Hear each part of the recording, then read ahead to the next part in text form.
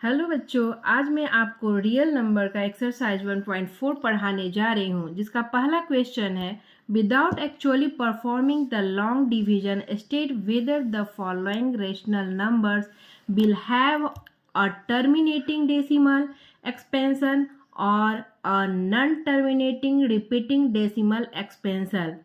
आप अगर मेरा पहले वाला वीडियो देखे होंगे तो उसमें मैंने आपको बताया था कि रेशनल नंबर जो है वो दो तरह का होता है, एक टर्मिनेटिंग और दूसरा नॉन टर्मिनेटिंग रिपीटिंग। टर्मिनेटिंग में क्या होता है, जब उसको डिनोमिनेटर से न्यूमरेटर को डिवाइड करते हैं तो वो पूरा का पूरा कट जाता है, डिवाइड हो जाता है, यानी कि रिमाइंडर मेरा 0 आ जाता है।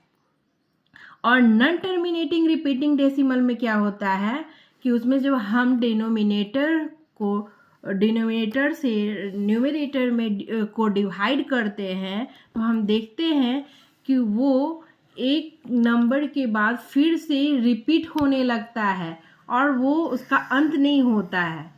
नॉन टर्मिनेटिंग यानी कि जिसका अंत न हो, और रिपीटिंग यानी कि वो नंबर जो है रिपीट हो रहा हो।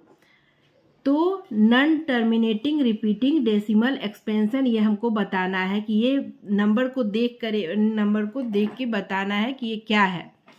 मेरा पहला क्वेश्चन है 13/3125।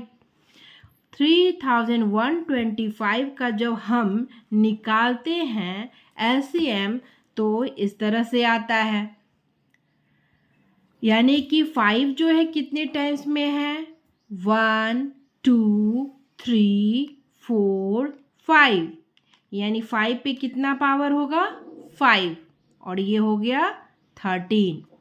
हाँ, एक और बात है कि अगर मेरा डिनोमिनेटर 5 के पावर में हो, 2 के पावर में हो, या दोनों के 5 और 2 दोनों के पावर में हो तो न्यूमरेटर मेरा पूरा का पूरा डिवाइड हो जाता है। लेकिन इसके अलावा और कोई नंबर हो 2 5 और एनी अदर नंबर तो मेरा वो non terminating repeating decimal expansion हो जाता है। इसको बाद में हम चेक करके आपको दिखाएंगे। इसमें जितना पूछ रहा है अभी उसके लिए ये इतना पर्याप्त है। Hence, denominator has power of 5. Power of 5. So, 13/3125 will have terminating decimal expansion. ठीक है। क्वेश्चन नंबर 2 है मेरा 17/8। 8 का उसी तरह प्राइम फैक्टर किए तो आ गया मेरा 2 × 2 × 2। हम एलसीएम फिर एक बार बता देते हैं आपको, पहले बता चुके हैं हम। ये है 8, 2 से लगेगा तो ये हो जाएगा 4, फिर 2 से लगेगा तो ये हो जाएगा 2, फिर 2 से करेंगे तो ये हो जाएगा 1। ये प्रक्रिया तब तक हम करते प्रोसेस जब तक यहाँ पे वो मेरा 1 नहीं आ जाता है। हम देखते हैं यहाँ 2 पे कितना पावर है, 2 3 टाइम्स है, यानी कि 2 पे पावर हो जाएगा 3। ठीक है।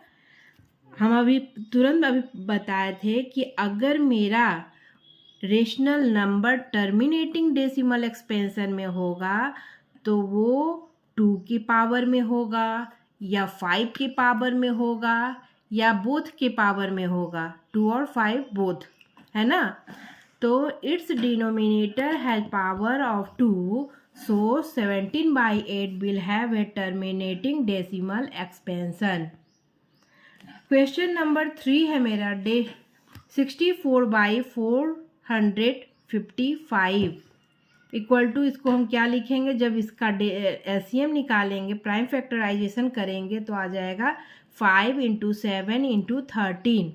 यहाँ देखते हैं 5 के पावर में तो है 5 है एक नंबर मेरा, लेकिन इसके अलावा भी मेरा और फैक्टर है, एक 7 है और एक 13 है ना। जबकि हमको क्या आना चाहिए, या तो 2 5 या बोथ, लेकिन यहाँ 7 और 13 भी है, इसलिए ये क्या हो जाएगा, non terminating repeating decimal expansion. ठीक है।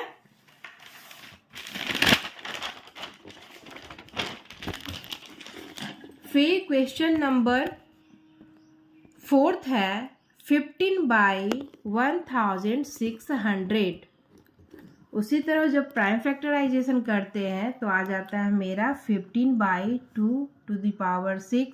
ऐसे इसको एक और स्टेप हम लिख सकते हैं, 2 से इसको हम काटेंगे तो क्या आ जाएगा मेरा,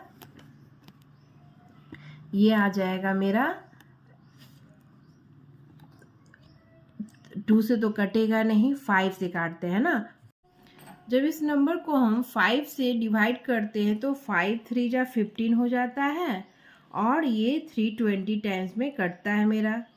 5 3 जा 15, बस रिमाइंडर क्या 1 और यहाँ का 0, यानी 5 2 जा 10 और ये 0 एक्स्ट्रा है तो यहाँ पे 0 लगा है, तो आंसर आया मेरा 3/320। अब ये मेरा को प्राइम नंबर बन गया। को प्राइम नंबर क्या होता है, जिसमें मेरा 1 के अलावा कोई भी प्राइम फैक्टर कॉमन नहीं होता है। ठीक है, कोई भी दो नंबर जिसका 1 के अलावा कोई भी प्राइम फैक्टर कॉमन नहीं होता है उसको को प्राइम नंबर कहते हैं। ठीक है, तो अब इसको जब हम एलसीएम लेते हैं तो आ जाता है मेरा 2⁶ × 5।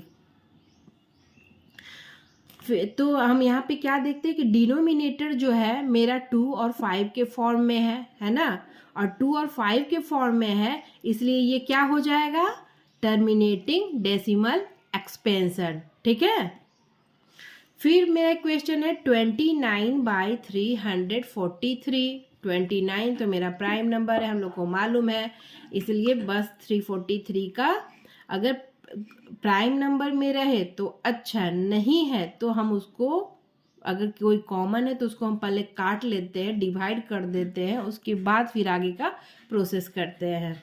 यहाँ हो गया 29 और 343 का एलसीएम हो गया मेरा, क्या हो गया 7 × 7 × 7। ठीक है, यानी कि prime factorization of 343 is not of the form 2 to the power n and 5 to the power m.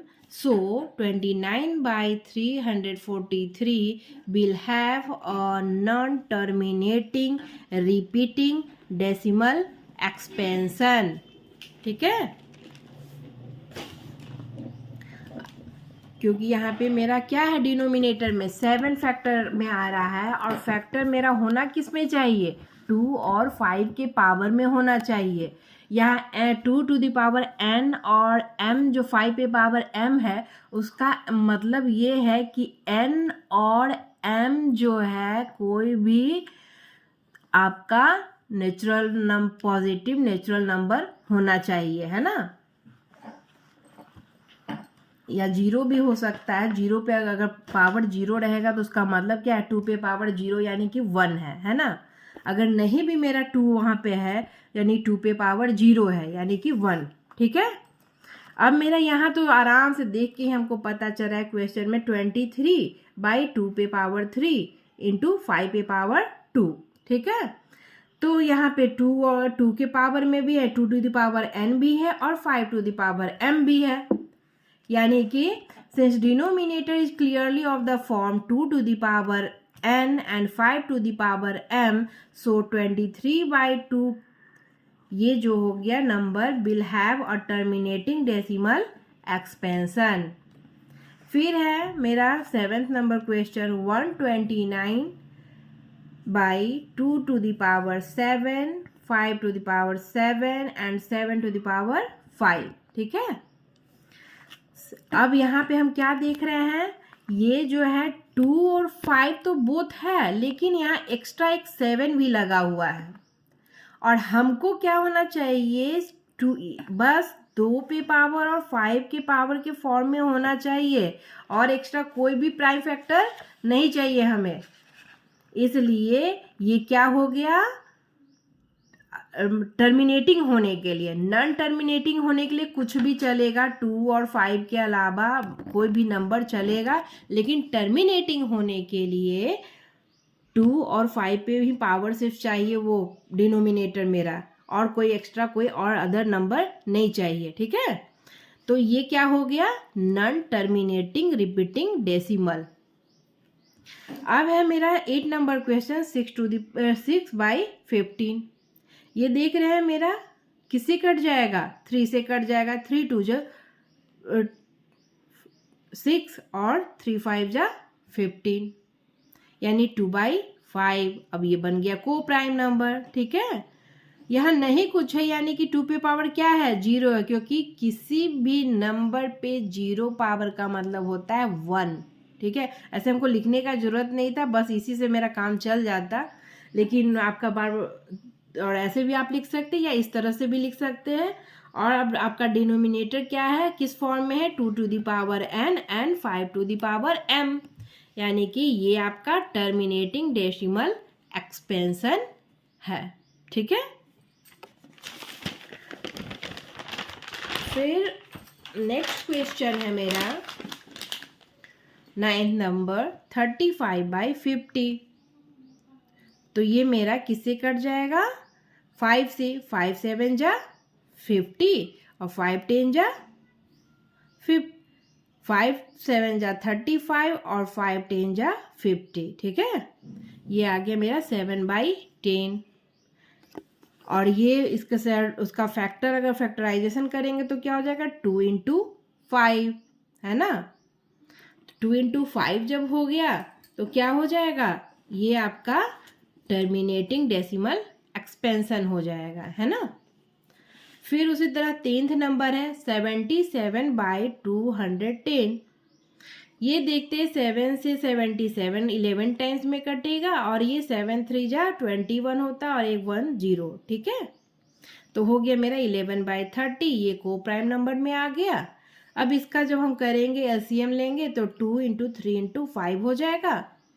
अब यहाँ 2 और 5 तो है, लेकिन इसके अलावा मेरा 3 भी है, इसलिए नॉन टर्मिनेटिंग डेसिमल एक्सपेंशन हो जाएगा, ठीक है। अब मेरा क्वेश्चन नंबर 2 क्या था, वो क्वेश्चन नंबर 1 पे ही डिपेंड है। राइट और down the decimal expansion of those rational numbers in question 1 एवं which have terminating decimal expansion, यानी कि जो टर्मिनेटिंग डेसिमल एक्सपेंशन में आया था उसको हमको डेसिमल में दिखाना है, ठीक है। तो पहला क्वेश्चन मेरा टर्मिनेटिंग था, आप पीछे वाला जब देखिएगा तो उसमें देख लीजिएगा, ये इसका आंसर टर्मिनेटिंग हुआ था। तो 13/3125 है ना, तो ये क्या हो गया 13 और 5 पे पावर 5। अब है हमको इसको क्या 5 और 2 के पावर अगर 10 हम करते हैं तो हमको डेसिमल देना बहुत ही आसान पड़ जाता है। तो यहाँ मेरा 5 पे पावर 5 है और 5 2 जा होता है 10, और दोनों का पावर अगर हम सेम कर दें, 5 पे पावर 5 और 2 पे पावर 5, तो ये मेरा क्या हो जाएगा 10 पे 10 हो जाएगा, और 10 पे पावर क्या हो जाएगा 5 हो जाएगा, है ना।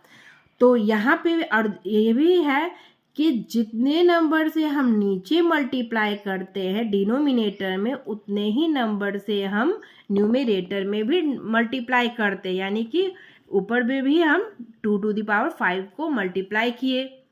तो ये जो 2 टू द पावर 5 जो है वो कितना आ गया 32। कैसे आया, तो 5 2 × 2 × 2 × 2 × 2 1 2 3 4 5, 2 2 जा 4, 4 2 जा 8, 8 2 जा 16 और 16 2 जा 32, ठीक है। ये आ गया 13 × 32/10 to the power 5 equal to, इसको जब हम मल्टीप्लाई करेंगे तो 416 होगा, और 10 पे 5 पावर का मतलब होता है 1 पे कितना शून्य 5 शून्य, है ना। यानी अब 1 पे 5 शून्य है, यानी कि जो भी मेरा ऊपर वाला नंबर है वो मेरा 5 अंक बाद डेसिमल हम देंगे। मेरा ये 416 3 ही अंक था, उसको 5 अंक करने के लिए क्या करेंगे, 0 0 बैठाएंगे, उसके बाद डेसिमल देंगे और डेसिमल के पहले एक 0 बैठा देते हैं। ठीक है, इससे मेरा कोई फर्क नहीं पड़ता है 0 दे या ना दे, लेकिन दे देते हैं 0.00416। यही मेरा आंसर है। अब है क्वेश्चन नंबर 2। ये है मेरा 70/8, ये 17/8। ये भी मेरा टर्मिनेटिंग में आया था क्योंकि ये 2 के पावर में था। ये मेरा था आंसर। और अब 2 to the power 3 है, तो इसको हम 10 के फॉर्म में करने के लिए क्या करेंगे कि 2 को 5 से मल्टीप्लाई करेंगे और जितना पावर ऊपर में है 2 के, उतना ही पावर 5 के ऊपर में भी हम देंगे। और जितने नंबर से हम डिनोमिनेटर को मल्टीप्लाई किए, उतना ही नंबर से हम न्यूमरेटर को भी मल्टीप्लाई करेंगे। तो आ गया मेरा 17 × 125/10 to the power 3, और 10 to the power 17 को 125 से मल्टीप्लाई किए तो 2125 आ गया, और ये आ गया 1 पे 30, और यही नंबर पे 3 अंक बाद हम दशमलव दे दिए 1 2 3, ये हो गया 2.125। क्वेश्चन नंबर 6 है 15/1600।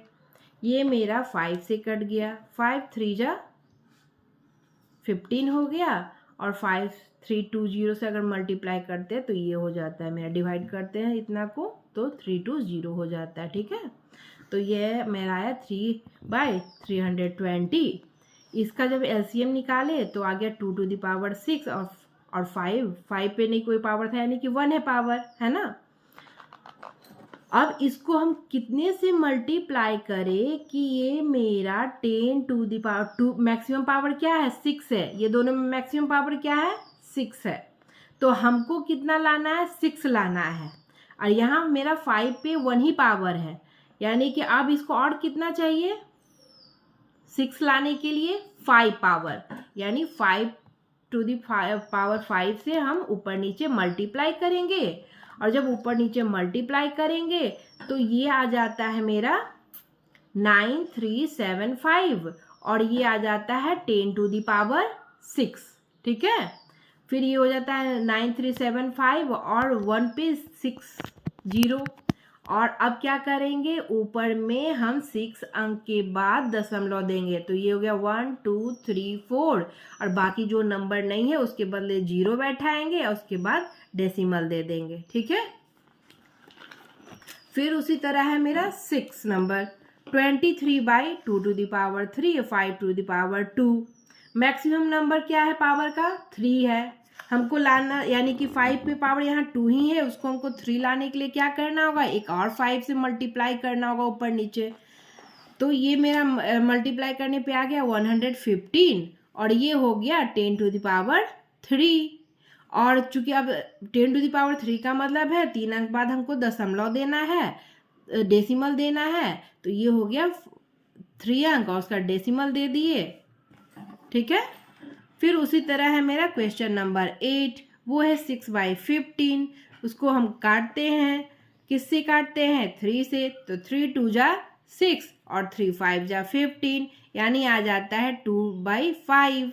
और 2/5 का मतलब क्या है, इसको 5 है, यानी इसको हमको कितने से गुना करना होगा कि 10 आ जाए, यानी कि यहाँ पे 2 से मल्टीप्लाई करेगा, दोनों पे पावर 1 ही रहेगा, यानी 2 पे पावर 1 का मतलब क्या होता है 2 ही होता है, यानी कि ऊपर नीचे 2 से मल्टीप्लाई कर दिए, 2 2 2 जा 4 आ गया, और ये आ गया 5 2 जा 10, और यानी कि हम अब इसको कितने अंक बाद दशमलव डेसिमल देंगे 1 अंक बाद, यानी कि 4 और डेसिमल दे दिए, यानी 0.4 मेरा आंसर हो गया। फिर उसी तरह है 9th नंबर मेरा 35/50। इसको हम डिवाइड किए 5 से, 5 7 जा 35, 5 10 जा 50, और ये हो गया मेरा 7/10, और ये हो गया 1 अंक बाद 10 डेसिमल देंगे, यानी कि 0.7। ठीक है, ये सब क्या था मेरा टर्मिनेटिंग था, और टर्मिनेटिंग जो है वो पूरा का पूरा डिवाइड हो जाता है। ठीक है, लास्ट क्वेश्चन है मेरा 3 number, the following real numbers have decimal expansions as given below in each case decide whether they are rational or not. If they are rational and of the form p by q, what can you say about the prime factor of q? इसमें हमको जो भी करना है statement सिर्फ देना है, इसमें हमको कुछ दिखाना नहीं है, बस स्टेटमेंट देना है। तो जब भी ये यहाँ 9 के बाद डॉट डॉट नहीं है, यानी डॉट यानी कि ये पूरा का पूरा डिवाइड हो गया है, और जब ये पूरा का पूरा डिवाइड हो गया है तो ये कौन सा ये तो रेशनल नंबर है ना। पूरा का पूरा डिवाइड हो गया तो क्या हुआ, ये रेशनल नंबर है। अब रेशनल नंबर में भी दो तरह का रेशनल नंबर होता है, एक रिपीटिंग और एक आपका टर्मिनेटिंग होता है, और एक होता है नॉन टर्मिनेटिंग रिपीटिंग। तो वो हमको लिखने का ज़रूरत नहीं है, बस हमको बताना है कि ये हम आपको नॉलेज के लिए बता रहे हैं कि ये आपका टर्मिनेटिंग लास्ट हो जा रहा है 9 पे, यानी कि ये टर्मिनेटिंग रेशनल नंबर है। हमको बस यहाँ पे सिर्फ लिखना है कि it is a rational number. Prime factors of q will be either. हाँ, अब प्राइम फैक्टर क्या होगा, तब भी ये आपका कटता है पूरा का पूरा टर्मिनेटिंग होने के लिए ये 2 और 5 का फैक्टर होना चाहिए, या तो 2 का या तो 5 का या बोथ ऑनली। बोथ ऑनली का मतलब ये है कि बस 2 और 5 ही होना चाहिए, इसके अलावा कोई और अदर नंबर नहीं होना चाहिए। ठीक है, तो prime factor of q will be either 2 और 5 और बोथ ऑनली। ठीक है, अब मेरा 2 नंबर क्वेश्चन है 0.120, 1200, 1230, 1240, इस तरह से हम देख रहे हैं ना। और उसके बाद भी ये डॉट डॉट लगा है, यानी कि ये लास्ट हुआ नहीं है, अभी और बढ़ेगा ये, और बढ़ेगा यानी कि क्या हो गया, ये नॉन टर्मिनेटिंग हो गया।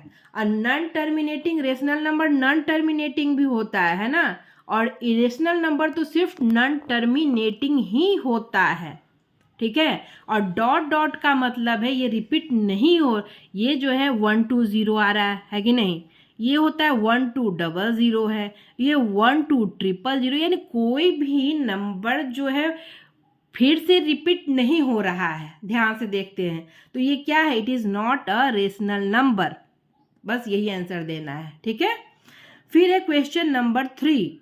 ये क्या देखते हैं, 43.123456789। ठीक है, और उस पर बार है, यानी कि बार का मतलब होता है अब जो डिवाइड करेंगे फिर मेरा 1 2 3 4 5 7 8 9, फिर उसके बाद 1 2 3 4 5 6 7 8 9 आएगा, है ना। यानी कि ये रेशनल नंबर तो है, लेकिन कौन सा रेशनल नंबर है, ये non terminating repeating rational number है ना। पर आंसर यहाँ हमको बस देना है it is a rational number. और prime factor of q will also have factor other than 2 और 5, क्योंकि 2 और 5 के अलावा other rational number other prime factor रहेगा, तभी ये नॉन टर्मिनेटिंग होता है, नॉन टर्मिनेटिंग रिपीटिंग होता है ना। यानी 2 और 5 रहा होगा, 3 रहा होगा, 7 रहा होगा, कुछ भी रहा होगा, लेकिन इसके अलावा भी एक नंबर और प्राइम फैक्टर रहा होगा, जिसके कारण मेरा आंसर ये हुआ। तो बस हमको इतना ही देना है और कुछ नहीं देना है। और ये मेरा एक्सरसाइज समाप्त होता है, लेसन भी रियल नंबर समाप्त होता है। इससे अगर कोई भी क्वेरीज हो आप लोग बच्चों को तो प्लीज़ पूछो, है ना, क्योंकि अब हम लोग को देना है ना, अच्छे नंबर लाना है, इसलिए बोर्ड का एग्ज़ाम देने के लिए अच्छे से शुरू से ही आप प्रैक्टिस करते रहोगे तो अच्छा नंबर आएगा। मैथ हार्ड नहीं होता है, बस प्रैक्टिस करते रहो, है ना बेटा। ठीक है, बाय, सी यू।